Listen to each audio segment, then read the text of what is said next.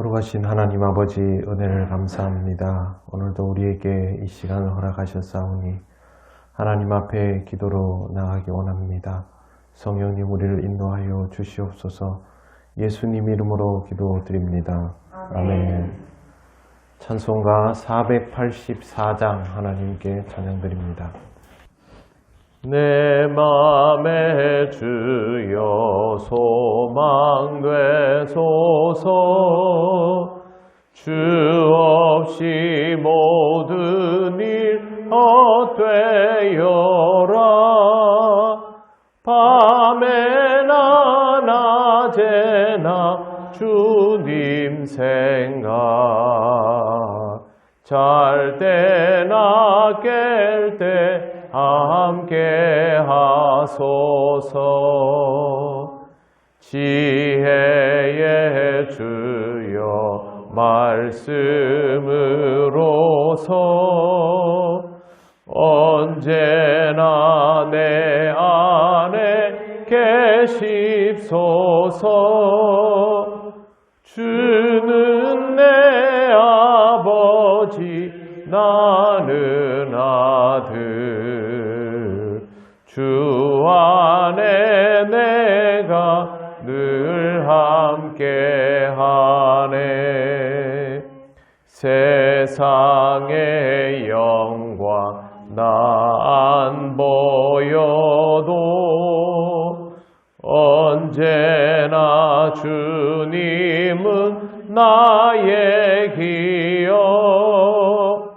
주님만 내 맘에 계시오니 영원한 주님 참 귀하셔라. 영원한 주님 내 승리의 주, 하늘의 기쁨을 주옵소서. 어떠한 고난이 닥쳐와도 만유의 주여 소망 되소서. 아멘. 하나님 말씀 로마서 3장 13절에서 18절입니다. 한 절씩 교독하겠습니다. 그들의 목구멍은 열린 무덤이요 그 혀로는 속임을 일삼으며 그 입술에는 독사의 독이 있고 그 발은 피 흘리는 데 빠른지라. 평강의 길을 알지 못하였고 그들의 눈앞에 하나님을 두려워함이 없느니라 함과 같으니라. 아멘. 그들의 목구멍은 열린 무덤이요.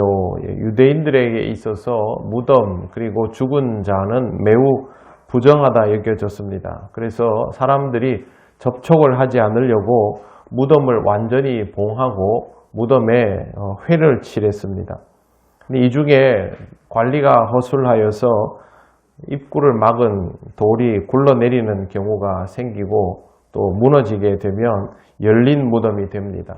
더운 지방이기 때문에 이런 일들이 아주 가끔씩 있었고, 이때는 무덤에서 악취가 뿜어져 나오면서 더욱 혐오스러운 대상이 되었던 것입니다.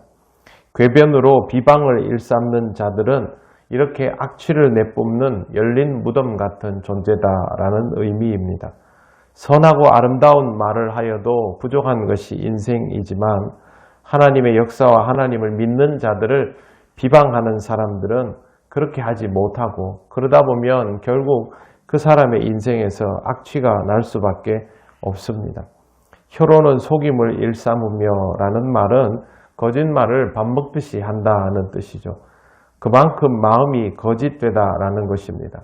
궤변뿐만 아니라 그들이 사용하는 모든 이야기들, 그들의 논리는 자신의 거짓말을 정당화하기 위해서 사용하는 것뿐입니다. 사람이 가치가 흔들리지 않는 사람이 있고 그 상황에 따라서 가치가 계속 변하는 사람이 있습니다. 생존이 목적인 사람은 가치가 변하는 것에 대해서 전혀 개의치 않습니다. 이런 경우에는 거짓을 말할 가능성이 더 높다고 볼 것입니다.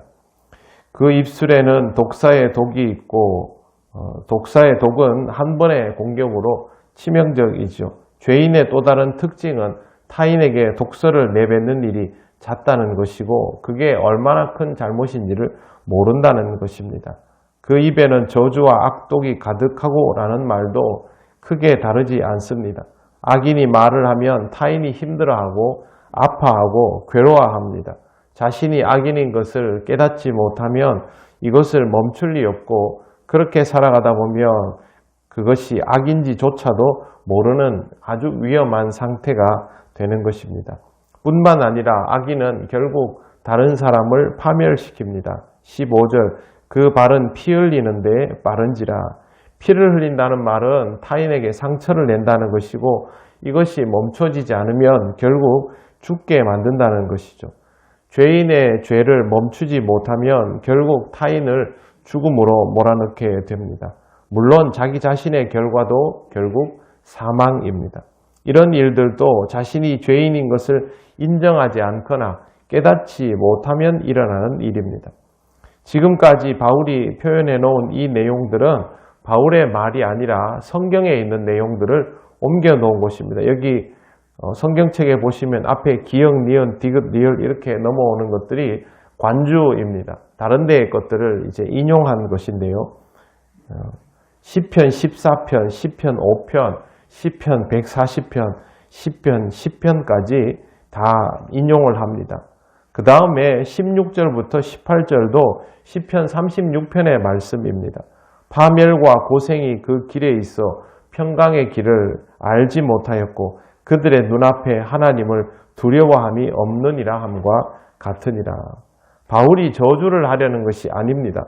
하나님께서 이렇게 하신다라는 것을 이미 주어져 있는 성경 말씀을 통하여 확인을 시켜주고 있는 것입니다. 악인은 타인의 저주를 받아서 불행하게 되거나 이 세상에 의해서 심판을 당하는 것이 아닙니다. 그럴 수도 있겠지만 그보다 더 심각한 것은 하나님께서 그들을 처단하신다는 것이죠.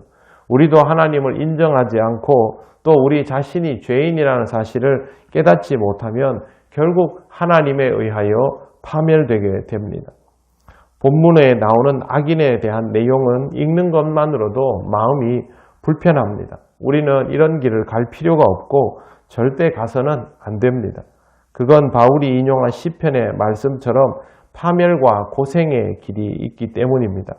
뭐하러 우리가 이 길을 가겠습니까? 오히려 이걸 보면서 이것과는 반대의 길을 가는 것이 좋습니다.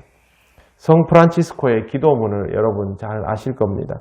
주여 나를 평화의 도구로 써주소서. 미움이 있는 곳에 사랑을, 다툼이 있는 곳에 용서를, 분열이 있는 곳에 일치를, 오류가 있는 곳에 진리를, 의혹이 있는 곳에 믿음을, 절망이 있는 곳에 희망을, 어둠이 있는 곳에 광명을, 슬픔이 있는 곳에 기쁨을 심게 하소서. 심게 하소서입니다. 기도자는 자신이 평화로운 세상, 행복한 세상에 살고 싶다고 기도하는 것이 아니라 그런 세상이 만들어지는 곳에 쓰임받게 하소서라고 기도합니다. 하나님을 믿기 때문에 하나님께서 나를 쓰신다는 것을 알기 때문에 그래서 이렇게 간구하는 것입니다. 우리 그리스도인은 이렇게 기도할 수 있다면 하나님 앞에서 오늘도 변함없이 믿음의 사람으로 하나님께서 역사하시는 것들을 기대하면서 하나님의 은총 가운데서 살아갈 수 있습니다. 좋지 못한 것들에 대한 경고가 있으면 우리는 그것을 귀하게 받고 우리의 삶은 그것을 따라가는 것이 아니라 그와는 전혀 반대인 하나님께서 기뻐하실 만한 일들을 생각하며 하나님의 도구로 쓰임받으며 다른 사람들을 하나님 앞에서 더욱 복되게 만들어가며 살아가는 것이 그리스도인의 길입니다. 여러분이 매일 기도하면서 그렇게 살아가는 이유도 하나님께서 더 흡족해 하실 그러할 것들을 생각하면서 살아가는 것 아니겠습니까? 여러분의 삶도 악의 도구가 아니라 평화의 도구로 그렇게 쓰여지면서 정녕 하나님을 기쁘시게 하고 그래서 여러분들도 더욱 복된 그런 삶을 살아가시기를 바랍니다. 아멘. 기도드리겠습니다. 하나님 은혜를 감사합니다. 악인의 모습을 보면 정말 두렵기 짝이 없습니다. 그러나 더 두려운 것은 우리도 알지 못하는 사이에 이와 같은 일들이 우리에게서 충분히 일어날 수 있다는 것임을 다시 한번 생각하게 되었습니다. 하나님 아버지, 우리를 하나님 나라를 위한 평화의 도구로 써주시옵소서. 우리가 쓰임받을 때마다 하나님의 영광이 드러나고 죽어가는 생명이 살아나며 끊어졌던 것들이 다시 맺어지는 역사가 있게 하여 주셔서 하나님이 기뻐하실 일들이 정녕 우리에게도 기쁨이 되게 하여 주옵소서. 오늘도 우리 통영교회 성도들 여러 곳에서 하루를 살아갑니다.